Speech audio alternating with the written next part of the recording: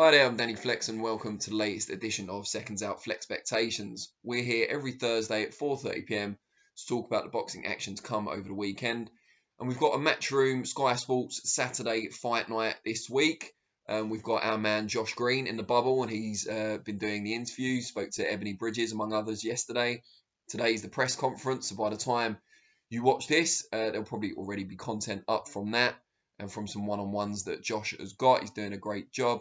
But enough of the promotion for him. It's a huge opportunity, I would say, for headliner Conor Benn on Saturday night at the Copper Box in East London. He takes on Samuel Vargas, a figure known, Canadian, Colombian welterweight, known to British fans from his trip over here a few years ago to face Amir Khan. I remember doing the press conference for that and speaking to him. Really nice guy. Gave Amir Khan a bit of a torrid time as well, dropped him, but was dropped a couple of times himself en route to a points defeat. He's actually only won 2 of his last 5 fights, but one of those was against the 27-0 unbeaten prospect.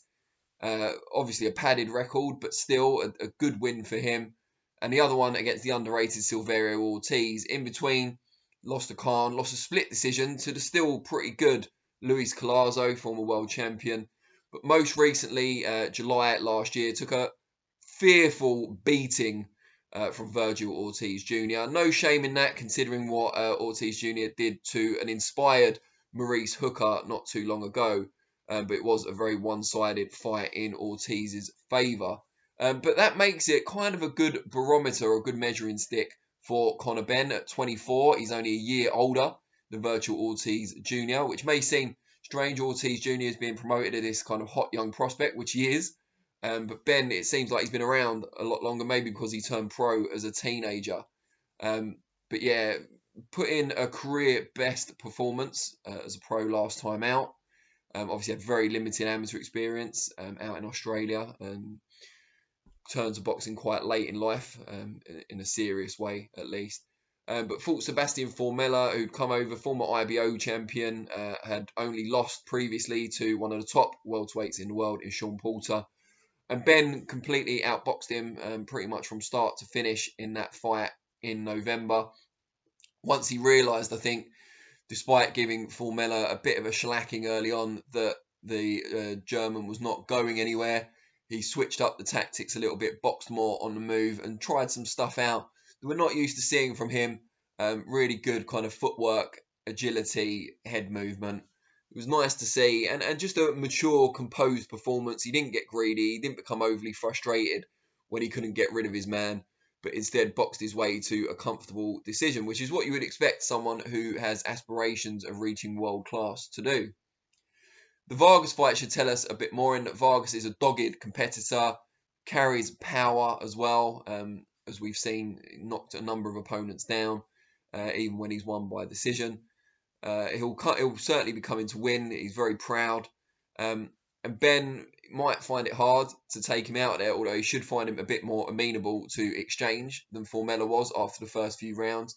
And it's not necessarily a 50-50 fight on paper. It's more an example of good matchmaking in that, a faded but name contender, especially someone as Tony Sims outlined in an interview with Josh yesterday, talked about how Vargas has got a big name, or relatively big name, on the other side of the Atlantic in the States, and this will get Conor Benn known a bit more. Obviously, the biggest welterweight fights are against people from the US, the likes of Porter, Garcia, Spence, Crawford, etc. Thurman as well. I knew I'd miss someone out. But yeah, so if Benn has aspirations to that level, and a lot of people watching this might scoff and say, come on, Conor Benn's not up there with Spence and Crawford. And no, he's certainly not at the moment, but no one's saying he should be, fighting them this year or even in the next 2 years. As we said earlier, he's still only 24. But this is a good kind of learning fight on the way to that. I expect him to win and to win well. I'm not sure he'll stop Vargas. He might find he, gets a kind of mercy stoppage or the corner pull him out towards the end. But I think it'll be a tough fight in stages. I think it will be competitive for the most part, more so than Formella. And I expect Benn to come through and maybe tick another box, go through the rounds and show that he can do it at a higher pace against an opponent who's come to win and who's aggressive. and then we'll see where he goes from there. Also on the show, an undercard fight that's garnered a lot of attention so far. Not always for the reasons I would necessarily like, but hey, anything that kind of brings attention to the show isn't the worst thing in the world. Is Shannon Courtney against Ebony Bridges. Now, caveat from me, I don't think it should be for the vacant WBA bantamweight title. I don't think either lady has yet proved to be anywhere near the world-class level. Bridges especially has only had a limited number of fights against journeywomen, whereas Shannon Courtney, her biggest test to date, she lost, although it could have gone either way, against Rachel Ball. I had the pleasure of speaking to Rachel Ball about the fight last night. That will be out this afternoon, so you'll get to see what she thinks of it all.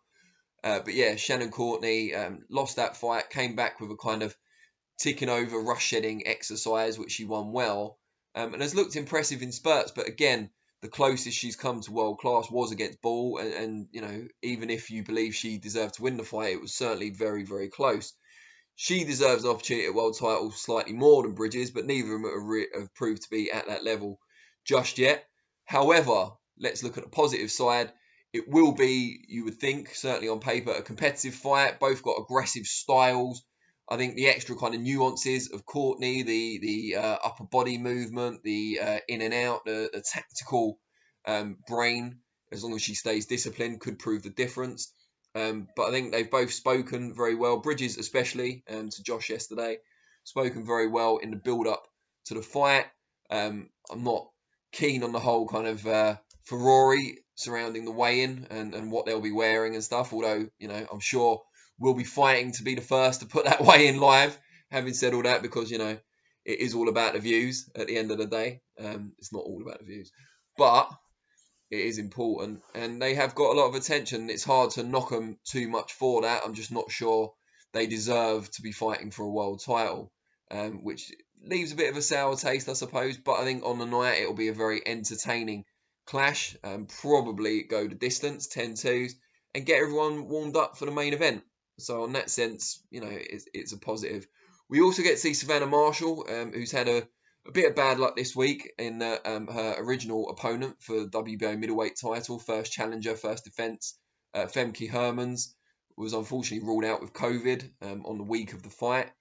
So a rush came around. They've managed to bring in Maria Lindberg, who's actually rated higher than Hermans on BoxRec. I'm not sure she should be, but she is at very short notice. She'll be coming in to fight Marshall. Most of Lindberg's best performances have come at higher weights than middleweight, and it's a bit concerning that she's going to be fighting at middleweight at short notice. Hopefully she does make the weight comfortably and safely, but it gives us another chance to see the talents of Savannah Marshall, who looked so impressive in winning the title against Hannah Rankin last year. We really want to see her tested, whether that's against old rival Clarissa Shields or someone else, but it's a good showcase for her. And talking of showcases, Cash Farouk, who for my money is one of the most underrated fighters in Britain, former British champion, won the Lonsdale belt outright, looked supreme at British level before running into Lee McGregor, and even then I thought he did enough to win a close fight. The decision went the other way, and McGregor has underlined his class in the way he won the European title against Kareem Guerfi just recently. We all want to see that rematch, but for now, Farouk goes up against an experienced, decent fighter in Alexander Espinoza. And again, similar to Marshall, it's another chance to see the talents of Cash Farouk. And he can be a joy to watch. His shot selection, his agility, his boxing IQ. Really, really good fighter. And I'll be looking forward to that fight, possibly more than any of the others, just from a kind of purely fan perspective. We also get to see John Hedges make his second fight after last year's pro debut. 6'5". We can't call him a 6'5" super middleweight anymore because he's moved up to light heavyweight, but that's still pretty lofty stature for a light heavy. We'll see how he adapts to the new weight.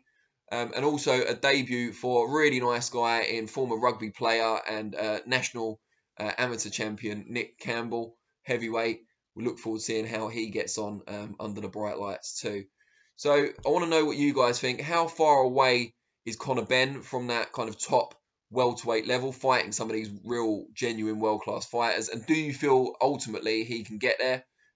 Got time on his side, of course, but do you see enough raw materials for him to get there and you know, predict some of the results, obviously, from Saturday night as well. That fight, Courtney Bridges. And what do you make of the whole Courtney Bridges thing? I don't want to make it just about that, but it'd be interesting to know what you think.